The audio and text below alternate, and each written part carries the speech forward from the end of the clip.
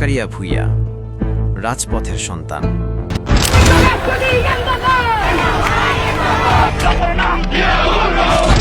কখনো কখনো এক সাহসী কণ্ঠই ক্ষমতাবানদের ঘুম হারাম করে দিত। তার প্রতিটি কথায় তরুণরা জেগে উঠত, গণতন্ত্রের আশায় ভরসা পেত। তরুণদের কাছে তিনি শুধু নেতা নয়, একজন বড় ভাই, রাজপথের যোদ্ধা। ছাত্রদলের সোনারগাঁও থানার আহ্বায়ক ও নারায়ণগঞ্জ জেলার সিনিয়র যুগ্ম সম্পাদক ছিল জাকারিয়া। রাজধানী ঢাকার উপকণ্ঠে নারায়ণগঞ্জ সোনারগাঁ কাঁচপুর ছিল আন্দোলনের আরেক হটস্পট। কাঁচপুর সড়কের আন্দোলনে জাকারিয়ার নেতৃত্বে তার সহযোদ্ধারা থাকতেন সম্মুখ সারিতে।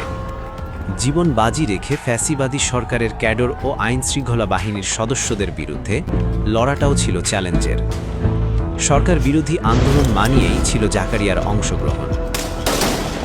পুলিশের অত্যাচার, বাসায় থাকতে না পেরে জীবনের মায়া ত্যাগ করে থাকতে হয়েছে দিনের পর দিন জবজারে। তখন জাকারিয়া হরতাল কর্মসূচি পালন করতে যায় রাজধানী ঢাকায় তার সহযোদ্ধাদের নিয়ে। কাফনে কাপড় পরে হরতাল কর্মসূচি পালন করেছে জাকারিয়া। তার কয়েকদিন পরই চলে আসে এক দীর্ঘ কালো রাত। চারিদিকে শোনা যায় জাকারিয়া গ্রেপ্তার। তখন তার সহযোদ্ধারা প্রতিটা জেলায়, প্রতিটা থানায় হরতাল, অবরোধ ও কর্মসূচি পালন করে তাকে ছাড়ার জন্য। দীর্ঘদিন হরতাল অবরোধ করার পরে জামিনে মুক্তি পেলেন জাকারিয়া ভূঁইয়া। আবারও রাজপথ তার দখলে।